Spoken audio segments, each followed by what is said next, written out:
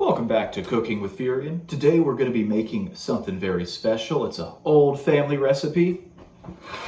Some Baldesion Arsenal trays. So the first thing that we're going to need to do is make ourselves a Spirit of the Remembered. Now, these are Fairlife, farm-raised, cruelty-free conceptual logograms. You don't have to go with that brand if you don't want to, but that's my preferred brand.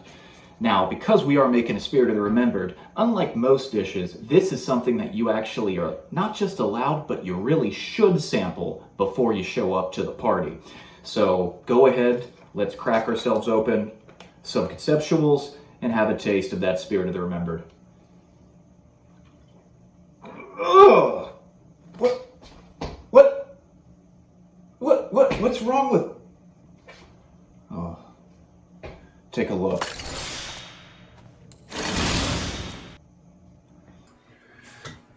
I hope you thoroughly enjoyed that funny little intro I did. Today we are going to be talking about Platebearer, we're going to be talking about damage trays in general, and we are also going to have to start from the beginning. So the first thing on the agenda is, we're going to talk about how damage works in Final Fantasy XIV, because I feel like it's a very misunderstood topic, and I feel like once you do, it might blow your mind a little bit. So let's say you have double edge running. You just have double edge, and you've got a chain DE, so you got 16 stacks. All right, well, that's 15%. You got 16 of them. That's going to land you at 240%. You already do 100% by default. Add 240 to it, and you're at 340. All right, so you're at baseline 100% plus 240%. You're at 340. Now, when you read the tooltip of Wisdom of the Martialist or Wisdom of the Duelist, they're both 40%, so we can use them interchangeably here. But let's say you're looking at either of those. They both give 40% damage. So you might look at that and think, it's 380 now, right? 340 plus 40 equals 380. That is not how the game's damage calculations work. Every single buff in this video game works multiplicatively. That's one of the reasons why all of your raid buffs in standard content, Savage and EX Trials and Ultimates, why all of those raid buffs that are actually built into your job kit are teeny tiny, like 5%. Like 5% is huge. Why? Because when you have two 5% buffs, you're getting 5% of the first 5% buff. Or in other words, if you get a 10% and a 10%, you might go, all right, well, we have 100, then we get 110, then we get 120. Well, you're right the first step. You get 10% of 110, so it'd actually be 121. So in this example, I've already done the math for you. Using a 40% wisdom alongside your double edge doesn't bring you to 380%. It brings you to 476%. That's basically 5x damage. That's one of the reasons why the wisdom, despite only being 20, 25, 30, 35, or 40, or if we count Meme Weaver, 60%, despite only being those amounts, they're actually massive because everything stacks damage-wise multiplicatively in this game. So that's just Exhibit A. Now we're going to move on. This is the guide. You're going to have to forgive the fact that it's a little bit dim because it's just the way OBS and HDR interacts with this web browser, but we have a visual comparison of damage buffs here. This is the percent damage. If you can see my mouse, yes, you should be able to see my mouse. The y-axis is the percent damage that you're doing. So this right here is your base. That's 100. You add Meme Weaver, you're at 160. Now, it's actually a pretty big jump. 60% is huge. It just doesn't look like that much because of the scale that we had to make the graph due to this guy over here. So if you're in Magic Burst plus Aether Weaver, that's not going to end you with 100, your base, plus 100, plus 60, which would be 260. You're actually going to end up at 320 because we'll do Magic Burst first, so you're at double damage, 200%. Add 60%, 60 times 2 is 120, you're going to end up at 320% damage dealt. Now we've got double edge. This is what I was just talking about. You're at 340%, then you add another 40, you're at 476%. You can see how close that is to 500% or 5x damage.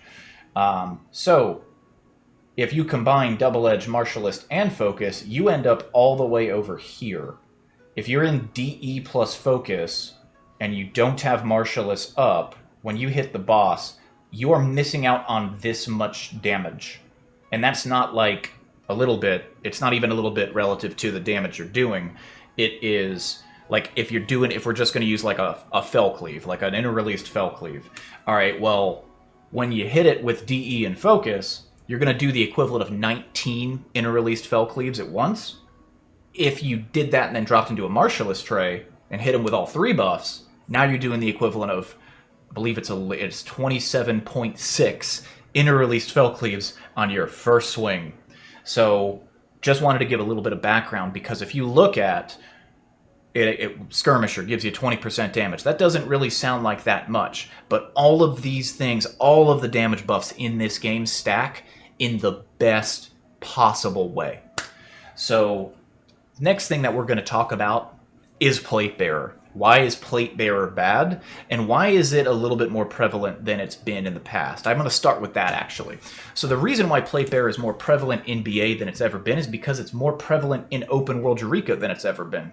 Why? Because it's actually pretty good in Open World Eureka if you're solo. Why is it good now and wasn't before? Because it used to give you flat defense. And defense is worth different amounts at different levels, but they kind of went ham with it. And if you were on a Reaper or a Dragoon, basically the maiming jobs, the highest physical armor jobs that could use Platebearer, you would have so much armor that you would essentially be mitigating something like 98, 99% of all physical damage taken. Like every single thing, you could pull a bunch of Crystal Claws and they're just going to auto you for 100 damage every time. So the devs didn't like that, and the devs didn't actually care. But some individuals reported it, brought it to their attention, all that stuff. And so what ultimately ended up happening was the devs went, this flat damage thing, this flat defense buff situation with Protect L, Shell L, and these Wisdoms has been a bit of a thorn in our side and something we've had to reassess constantly the whole way through. Let's say fuck it and make it percent-based. But how do we do that without pissing everyone off because they're used to using this overpowered thing on Rapier and Dragoon? How about we just make this single conceptual logogram Wisdom the equivalent of a permanent tank LB3 with another 50% max HP on top of it? It's great. It's insane defensively. And so people go through Pyros and Hydatos using it because if you're playing on a DPS, it is very, very powerful. It allows you to basically ignore everything. But when you get into BA, you no longer do damage. So now let's talk a little bit about why it's bad in BA. So let's go hypothetically and say you've got a Guardian tank. We're just going to throw that out there because they're just Guardian Bloodbath or something, or Guardian Shell. And then you've got 7 Platebearer users. You've got, 1 or 2 healers in Platebearer, and all the DPS are in Platebearer. All right, well, we'll start with the healers. What are the healers missing out on? They're missing out on Wisdom of the Templar. So I'm going to bring up on my other monitor Wisdom of the Templar. You'll have to forgive me. These icons all these green icons look the same to me except Aether Weaver. Increases healing magic potency by 50%. So they're missing out on 50% maximum heals. Please excuse the spam call. Actually, you couldn't see my watch, but 50% healing overall. So they don't need that extra healing when everybody's in Platebearer, because nobody's taking damage, but that also means that nobody's doing damage. In other words, everyone in Platebearer, the net result is going to be the same as everyone bringing positive actions, except you're going to have a fraction of the total damage dealt because everybody's in Platebearer instead of using Wisdoms. Like 35% on Elder is incredibly powerful. Elder also has 22% magic damage built in, and Elder's only available on casters, so all of the casters that are using Elder, your casters and healers have innately higher magic defense than everybody else, so you're already very insulated, and the only time you as a caster or healer should take any physical damage is what is that? It's the raid wides. I forget the names of them. The raid wides on Art Noe and the twins. They are physical damage. They are the only physical damage in BA. So that's it. Everything else that you'll be taking as a healer or a DPS will be magical. That's all you have to worry about. The only people that are going to be taking physical damage are tanks when they're pulling trash.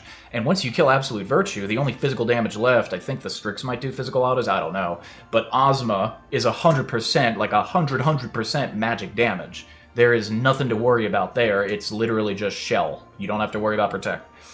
So, in that scenario, so let's say all of your DPS, they brought Skirmisher, they brought Irregular, which, why would you bring Irregular? If you look at the numbers, it's actually the most damage you can bring on a ranged Fizz.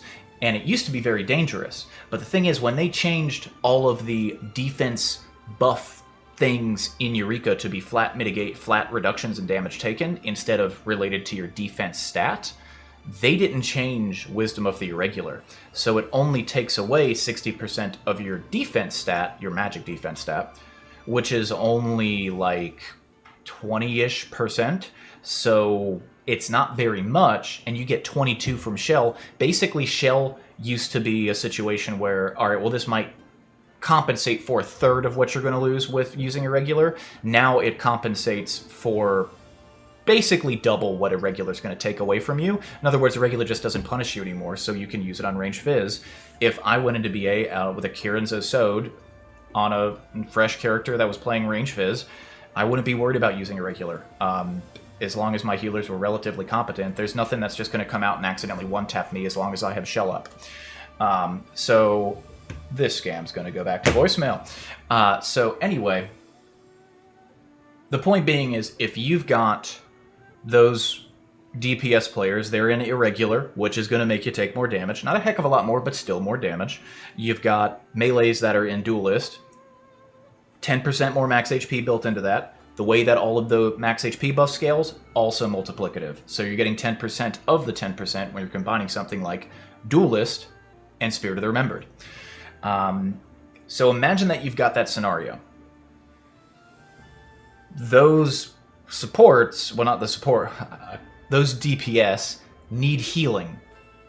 And you're going to be healing them for 50% less because you're in Platebearer. Now, the reason I keep pointing to the healer example is Wisdom of the Templar, which increases your healing by 50%. And so if you've got, let's say Succor on Scholar is a big AoE heal with a shield that is a function of the heal potency. That's also going to increase the strength of those shields, the number value of the shields, by 50% as well. So it is a defense buff in doing so. However, Templar is also a 5% damage down on only the healer using it, so it's the healer's they're doing less damage, and it gives you 30% maximum HP, which means if you are a Templar Rejuve healer, or just a Templar healer in general, you can run 5 defensive Magia. No one's ever going to be upset. In fact, I think it's the smarter play, because you can walk in with just a Vermilion Cloak, 5 defensive Magia with Templar, and basically be a tank, because elemental stat is not linked to healing in any way, shape, or form. It's only offense and defense. So that's bringing me smooth transition. Got to bring out my outline here again. No, we've missed a step. We'll get back to that. So quick aside, because I feel like this belongs before we get into all the alternatives and why, Platebearer is bad. I'm old-fashioned, and there's a lot of folks around that are old-fashioned in this regard when it comes to BA. It's generally just seen as disrespectful to a host to bring Platebearer. Why is it seen as disrespectful? Because it's dirt cheap and prevents you from dying, and that's all it does. And it doesn't even necessarily prevent you from dying. Like, it just makes it so, in practice, if you're running ahead of the group and you aggro something and get autoed as a non-tank, because tanks can't use Platebearer. If tanks could use Platebearer, I'd have different thoughts on it altogether. But the point being is, the only reason that you should die to not having Platebearer when you would have Platebearer is due to your own mistakes, and I'm not even talking about boss fight mechanics. Those are probably still gonna kill you anyway. Maybe you lived through something with a mark of mortality that would have killed you, but in general, that's not what I'm talking about. I'm talking about your healer not healing you enough, literally being the only reason that you should ever die without Platebearer when Platebearer would have kept you alive. And the reason for that is, if you get autoed by the boss, that's my fault. That's the tank's fault. Well, usually my fault. If you get autoed by trash, that is potentially the tank's fault, but realistically, the tank might already be hitting something in a very obvious, very crowded spot. Why are you running to Narnia to grab more trash that can one-tap you with autos? Jobs that aren't tanks shouldn't be pulling the trash anyway, because if half a dozen people come into a run with Platebearer, first of all, we're going to assume that nobody has Platebearer, and second of all, we have no idea who's in Platebearer and who's not. If we see a mob running at somebody, we're panicking and going, all right, at what part of the spin is my GCD so I can tomahawk at that thing? Is my Voke-off CD so I can grab it? We freak out. Don't do that. Now, there are some exceptions. If you're doing a run where everybody's bringing Platebearer, that's the meme, that's the thing, whatever, that's fine. If the raid lead tells you to bring Platebearer for some reason, absolutely do it. The only utility that Platebearer can possibly provide is you can essentially be an off-tank on Ozma, but the thing is, you have 7 pairs of actions. If you're watching this video on Platebearer and you're a DE chaining individual like myself, well, first of all, thanks for watching. I don't know why you're here. Second, you don't have extra trays, and third, you're not bringing Platebearer anyway, because why would you? You're just gonna make your number way smaller for a very, very silly reason. So the point being is that most of the time when you see jobs bring Platebearer, they're healers, they're ranged fizz, and they're casters. So if you think, we might not have enough tanks, I could be useful here as a Platebearer off-tank on Ozma, if you want to think that, that's fine. Put that tray as like your last tray, and don't open it in the run, unless you hear the raid leads talking and you ask, the party leads talking and you ask, do you need an off-tank, etc. Or if the raid lead just asks, does anybody have a Platebearer tray up their sleeve? And realistically, we're going to talk about tanks a lot. You're probably not going to be down on tanks, and if you are, you're probably down on one, and there's probably going to be someone like myself or Tenchi there that's just going to say, yeah, I'll just do all the tank jobs on my platform, and I've got 16 stacks of Indom, and I'm in 7 Magia with all the gear and all that stuff. So the point being is it just doesn't offer anything to the raid except your own sense of security, and realistically, it's not going to protect you from anything that wouldn't be your fault, is kind of the point. Like, any situation which Platebearer would save you are situations that you shouldn't have been in the first place. Maybe a tank messes up, maybe a healer messes up, but 9 times out of 10, the situation it's going to save you from are stray auto from something, and that's just because someone there wasn't doing their job. Now, if you're percepting, especially if you've only percepted like once or 0 times before, then, just let your raid lead know, because a lot of old-fashioned raid leads like myself look at that and just see it as like an insult to the time that they spent putting together the run and organizing it. Because at the end of the day, every single body in BA over 24 people adds a fat chunk of HP to all the bosses in there, and if you can't account for the chunk of HP that your presence added, then you're actively hindering the success of the run. And it's really easy to account for your own chunk. Over the course of an Enrage, over the course of how long some of those Enrages are, 740 for AV and I believe 1040 for Ozma, you have a very long amount of time to make up that damage, but you're probably not going to do it if you're in Platebearer. So we've covered the damage background, we've covered that Platebearer doesn't do jack, and we've covered that it's disrespectful for the host. Let's talk about some alternatives, because if you are using Platebearer, chances are, more often than not, it's because you're scared. Like, that's why people bring it a lot of the time.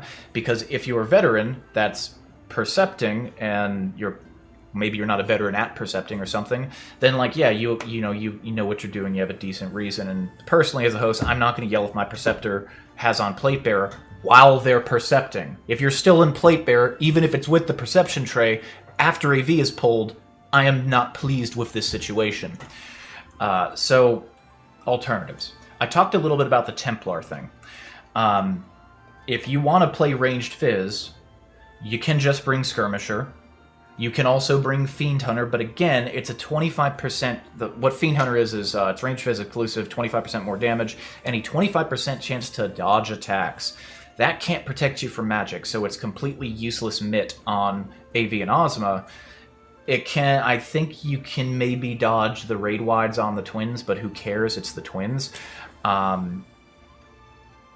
Save yourself some money and just bring Skirmisher. No one's going to get upset if you bring Skirmisher because it's relatively cheap. It's a single offensive, which can only make you two memes, and it also is one action to make an offensive wisdom, which means it's very cost effective because most likely you'll have one or two things in the other tray or the other half of your two trays, or your two actions, and so you'll have a 100% chance to be successful in making what you make. No one's going to get mad at anybody bringing Skirmisher.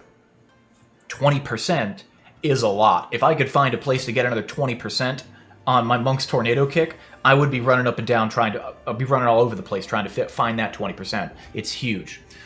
Now next... Come here.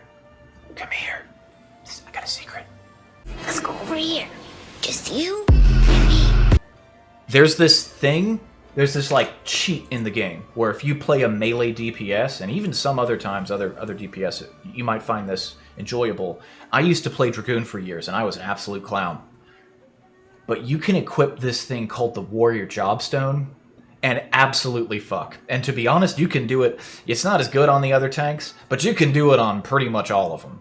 And just go in with a Wisdom of the Martialist. You're a tank. If you're not main tanking in BA, you can use your personal mitts for tank busters on raid wides. And tanks you have the highest armor and the highest magic armor, the highest defense values of anybody in the game. And on top of that, you have a trait. A lot of people don't realize this because it was added in Shadowbringers. You have a trait for all tanks. Not only do you have the most armor, but you also have an inherent minus 20% damage taken from all sources all the time. And you have a load of cooldowns, because you're a tank, and you probably have Protect and Shell Up, which is a flat 22% less damage taken. Let me put that into perspective. Rampart is a great cooldown.